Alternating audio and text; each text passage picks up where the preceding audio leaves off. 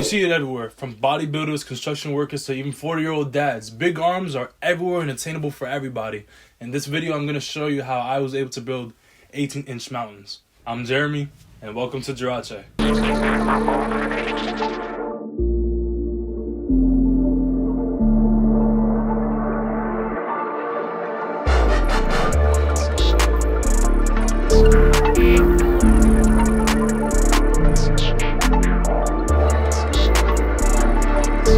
I have two things to say before I start this. Number one, make sure you like and subscribe to the video if it really helps for a creator like me, and if you really mess with it, hit that bell icon. Number two, as always, I have a disclaimer. Not everybody's going to be able to achieve the same arms as I am, unfortunately, but it doesn't mean that you can't grow your arms. Now, before we know how to grow them, we have to first know what we're doing wrong that's not growing. Some of the mistakes that I did that were really preventing my arm to really get those gains was not training heavy enough. We all seen that one video of that guy doing a preacher curl and he tear his bicep off, and it seems like ever since that video I see less and less people train with heavier curls, even though they're able to do more weight. And in order to grow, you have to progress. You can't be scared of training hard, even though that's what you're in the gym to do. And in order to not have the same bicep tear off, you have to have some type of injury prevention. You gotta warm up correctly to your exercises. If you don't, there's more chance of you getting a bicep tear. Number two, too much frequency. If you train your arms too often, you're not gonna give them time to rest, and in turn, they're not gonna grow. They're only going to be trying to still recover from the next workout, and it's an everlasting up climbing hill that they're going to keep on having to rise and rise and rise and rise. And number three, come fully rested and fully ready for the workout. I mean, if you're coming running off of like 3 hours of sleep, I don't think you should be going for another PR or going in for a heavier set of curls. Last one, as I brought before, your ego lifting. Please, please, please, please, please, please, please, I beg you, do not ego lift when it comes to trying to grow your arms. You're only going to leave yourself to a world of hurt. And come on, we don't really want that. Don't do that shit, gang. Now, your arm is made up of 3 muscles. We're going to skip the forearm for now since that's its own little thing. But it's your shoulders, your biceps, and your triceps. Let's start with your bicep. Your bicep is made of 3 heads, your long head, short head, and your brachialis. And now, in order to hit these 3 heads properly, you can't be avoiding any of these exercises. I mean, come on now. It's like in the Bible of gains. Number 1, curls. You do them, I do them, the whole world in the gym does them. They're a great builder for your biceps. Now, in order to do this correctly, you have to be focusing not only on the way up, but controlling the way down. You have to milk out those last seconds of that weight almost going to the ground, or else you're missing a whole amount of gains untouched. Like, come on now, that's not what we want. Number 2, hammer curls. Now, hammer curls are one of my favorite exercises because not only do they make you feel strong, but they also make you strong.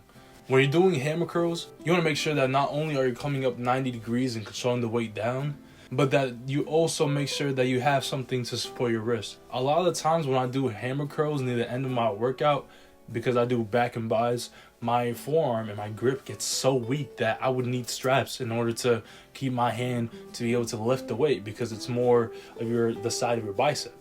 Now, in order to prevent this, you either want to tackle these before your curls, you either want to add in some extra forearm work for your grip strength, or you can just train them on a different day and not be stupid and train them on the back day like me. Last one.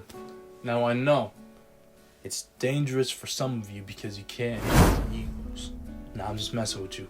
Preacher curls has got to be one of the best builders for your biceps, because not only does it put it in the most stretched position, but it also puts you in an area where you can't ego lift or move in any other way other than just using your arm. So you really get that squeeze at the top and then the release at the bottom, which is what we're exactly looking for. Doing all these exercises, I say in a range from 3 sets to 8 reps or 4 sets and 6 reps, is going to be really great for building strength and building muscle, because when it comes to your biceps, there's only so much you can do by going to 12 reps. Feels great, don't get me wrong. The bicep pump is fantastical, but you're not going to progressively overload in the way that you want to. Next muscle group, your tricep. Now, your tricep needs to be trained in the right day and at the right timing in order to really maximize its growth. I used to do my push days. I would train chest super hard. But the thing with training chest super hard is you use your triceps a lot, especially when your chest starts to give out. So when it got time for me to do dips, to do extensions, my triceps would be so weak that I couldn't be able to do it. And I wanted to progress on dips. So what I did was, since I ran a PPL split, I did triceps on the same days that I did my legs. Now, grant you, I'll make sure I complete the leg exercise first. But really, doing triceps on the days that you aren't doing chest is going to help them grow so much more, because not only are they going to be able to have time to just solely prioritize using accessories and stuff like that, but you're not going to be fatigued from the previous workout because you're training a whole different body part, which is, in my case, a win-win. Your tricep is made up of 3 heads: the long head, the medial head, and the lateral head. Now, the good thing about triceps is you don't really need that many exercises to really get a good work in for the triceps, since number one, chest, like I said before, chest already uses some of it. But number two, a lot of tricep exercises hit all heads very well. But I'm gonna give you 2 of my best exercises for this. Number one, tricep dips. This hits your medial head and your lateral head. It's gonna be responsible for giving you that beautiful horseshoe looking tricep. You walk around, you're feeling shirts. This is the exercise that you want to be looking forward to. Now, number 2, my second exercise is tricep push downs. Any variation, any type, it doesn't really fucking matter. Tricep push downs are gonna let you isolate that medial head way more than dips, and it's also not gonna burn you out for them either. And it's gonna give you the most glorious pump of them all. These 2 exercises, I'd say, are enough in doing them in a range of 3 sets, 8 reps, and progressively overloading, especially on dips, is going to get your arms real nice, real toned, real big, walking around like your name is Sam Select. Now that we got triceps off of the table, we're going to go into our last muscle group, and honestly, one of the best muscle groups when it comes to getting an aesthetic arm.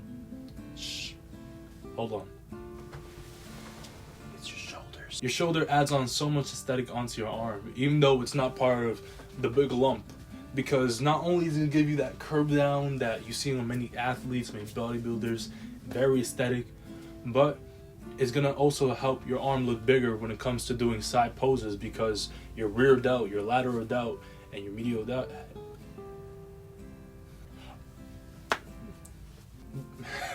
Because your posterior head, your anterior head, and your lateral head all help when it comes to doing poses, and it's just going to help you overall fill out shoulders way better. Now, without further ado, when it comes to training shoulders, prioritize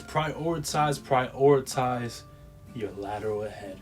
Your lateral head is going to be responsible for giving you that hourglass look that when it comes to your arms, it's like the you need shoulders in order to look like you have big arms. Now, one of my best exercises for this, you might already be doing it. Lateral raises. Lateral raise until you can't lateral raise anymore. Lateral raise until your arms literally, what I'm trying to say, working this head, specifically this head, is going to make your aesthetic so much better. And it's one of my favorite shoulder exercises. Number 2. Rear delt flies. Rear delt flies are going to help you in every back exercise. Going to help you fill out those shirts, because as you're working the back of your shoulder, it's going to be responsible for giving you the same look from behind. Because, you know, the lateral shoulders, they're for the sides. The bis and tris, they're for the front and back. But who's going to cover this whole ass space right here?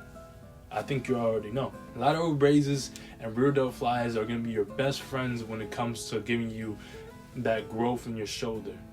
And doing these in like 3 sets, 10 reps, 3 sets, 12 reps is going to be beautiful for creating hypertrophy in your shoulders and strength, which, you know, we all want.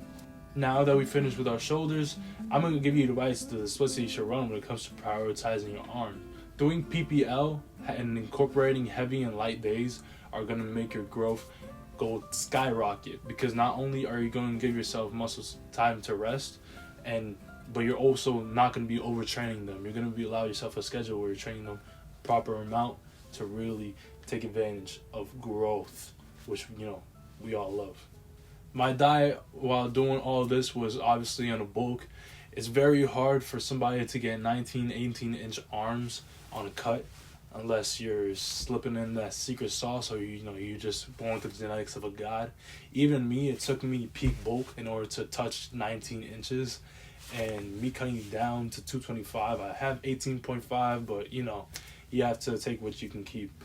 And my best of luck to all of you who are join this journey and growing your arms. 2024 is rising. Winter bulk is starting by now. And yeah, I wish you all the best in your journeys. This is Jeremy, and thank you for watching.